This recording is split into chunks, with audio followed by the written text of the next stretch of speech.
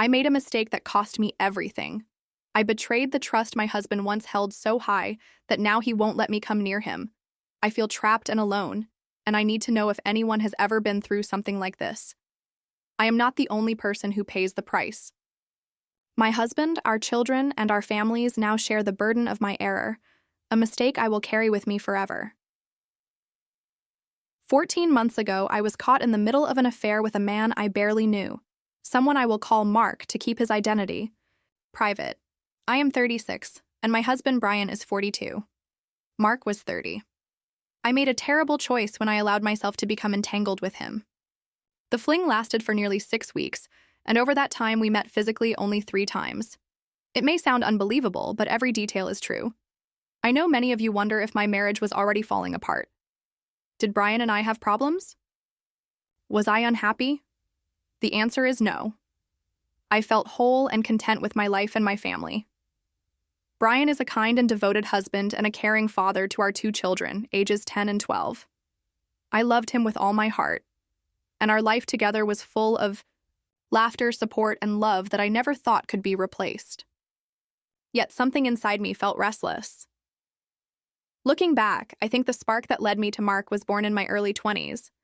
I had once experienced an overwhelming rush of passion during a summer fling that felt like my first taste of true freedom. That impulsive excitement awakened a deep longing in me, a longing for something dangerous and unknown. It was not that I did not cherish my married life with Brian. In fact, I was secure and happy. But when I encountered Mark at a friend's birthday party a few months ago, a mixture of excitement and old recollections of reckless youth stirred within me. At that party, I was feeling lonely despite being surrounded by people I knew. Mark was new in our circle, a quiet, enigmatic figure with a mischievous smile. We talked briefly, and the conversation felt strangely alive. I was surprised that even after all those years of a steady marriage, a part of me still yearned for the unpredictable rush of a new connection. When I later discovered that Mark worked in the same building as I did, our paths crossed more often than I could have imagined. One day, as I was picking up a file from the shared printer at work, our eyes met in a way that sent shivers down my spine. There was a mutual understanding, silent and urgent. I recall that day in simple detail: the slow clack of the printer, the soft murmurs of our colleagues, and then the overwhelming silence between us. We exchanged a few words about work, but my mind was no longer fully present. I was caught in that dangerous moment, realizing that I was straying from a life I had always treasured. Before long, our small glances turned into covert smiles and secret notes passed under the guise of work documents. I desperately tried to convince myself that it was harmless, a little thrill amidst the routine of daily life. However, as our encounters grew bolder, the line between innocent admiration and betrayal blurred sharply. I never intended to hurt Brian. I never thought I could be that weak. But when Mark offered to meet for coffee one rainy afternoon, I felt that familiar pull from my long-forgotten reckless heart. I told myself it was only innocent conversation. Our clandestine meeting soon evolved into something more tangible. One chilly evening, when the office had emptied and the clock ticked quiet and slow, we slipped out to a deserted diner. The conversation was timid at first, filled with nervous laughter, and then slowly it became more intense. Mark leaned in too close, his eyes filled with desire, and at that moment, I forgot all about the life I had built with Brian. I gave in to the temptation and let myself be carried away by the thrill. After that night, guilt began to seep into every part of my being, but the rush of the forbidden was so intoxicating that I shut out my remorse for a little while. I thought I could keep this secret safe, that I could compartmentalize my life into before and after. I promised myself that it would stop here and never go any further. I was wrong. One fateful evening, when the boundaries between our worlds completely disappeared, Mark and I were discovered. I was at his apartment, a dimly lit, nondescript place that became an unwitting stage for my downfall. His wife, Olivia, unexpectedly arrived home and caught us mid-embrace. The shock on her face still haunts me. Olivia reacted in a burst of anger and pain. She screamed, her words harsh and brutal, and in that tumultuous moment, I heard her shout that I was nothing but a liar and a deceiver. In a flurry of rage, she struck Mark and me. I remember the sting of her slap on my cheek, the disarray of my hair, and the shame that burned so fiercely inside me. Once Olivia had gone, I sat in the silence of that room, unable to comprehend the devastation that had unfolded. I realized then that I had shattered the one life I held dear. When I finally returned home, I could feel an oppressive silence hanging in the air. Brian noticed immediately. I tried to speak, to beg for forgiveness, but he was distant and cold. My attempts to reach out were met with indifference and a stern command to leave. I was escorted out by his own insistence and the concerned voices of our neighbors who witnessed the commotion earlier that evening. I gathered a few belongings from our shared closet, tears streaming down my face, and left our house that night knowing that nothing would ever be the same. The days that followed were a painful blur. I left messages for Brian, desperate for a conversation, hoping to mend the impossible. But his silence was relentless. Once, I even called him in tears, promising that I would never betray him again, that this one awful mistake would define the rest of my life as one of contrition. His response was quiet, barely a whisper acknowledging my words before he ended the call abruptly.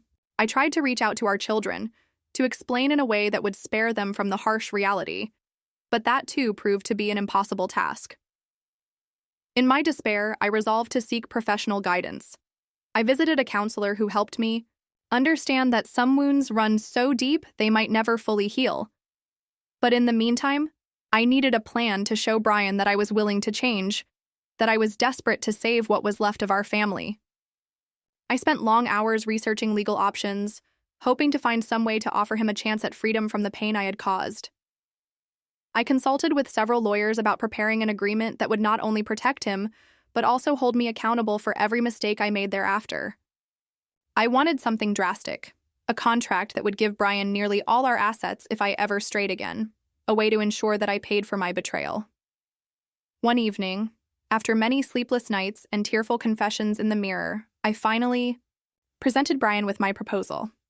I had drafted a postmarital agreement that was steeped in conditions and penalties. I offered him a choice: continue our life together under strict guidelines and clear boundaries, or let me leave and forfeit everything we had built. To my surprise, during our long, tense conversation, I caught a flicker of the compassionate man I once knew in Brian's eyes. He listened, albeit silently, to every word I said, his expression pained but resolute. In the end, though he did not accept my offer outright, he agreed to give us a few weeks to reflect. For a time, we maintained separate lives under one roof. I stayed in a small rented apartment just a few blocks away so that our children could continue to see both of us. The first weeks were an emotional minefield. I roamed my little apartment, haunted by memories of better times. I tried to make peace with myself by tending to my small garden on the balcony, a hobby I had once shared with Brian.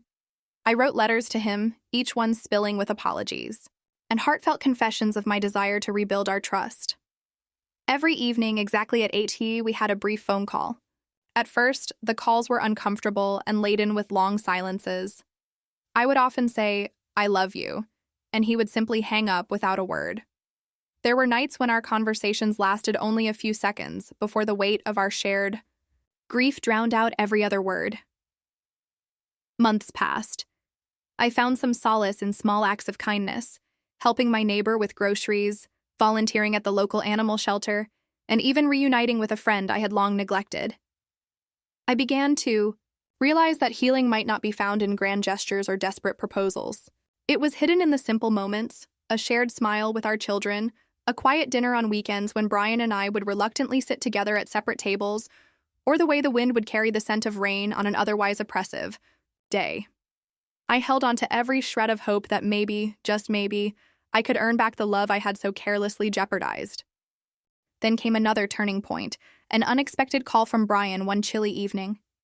His voice, quiet and subdued, asked if we could meet for a walk in the park. I agreed, trembling with anticipation and dread.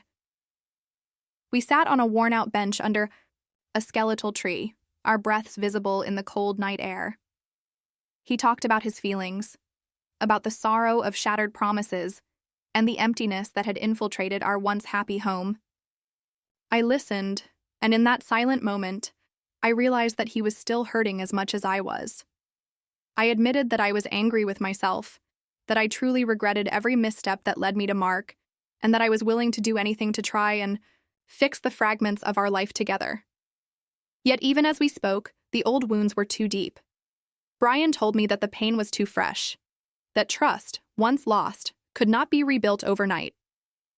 He said he needed distance, time, and perhaps even separation to understand if he could ever forgive me. I nodded, tears streaming silently, feeling each word cut through me like shards of broken glass. I promised that I would respect his wishes, even if it meant watching our family dissolve piece by painful piece. In the weeks that followed, I tried to live a normal life while continuously battling my inner demons. I resumed work with determination, took long walks in the evening just to clear my mind, and spent hours reflecting on the person I once was, a person who had believed in lasting love, loyalty, and mutual respect. I confided in a close friend who said she understood my struggles, though she had never made a mistake like mine. She reminded me that sometimes the very things we most regret become the catalysts for the deepest growth. One afternoon, when I was picking wildflowers from a small patch behind the local grocery store, I received a message from Brian. It was short, a simple, "I am sorry," but it carried a weight I had not felt in months. That brief moment of vulnerability from him lit a small spark of hope inside me, a hope that we might someday reclaim what we had lost.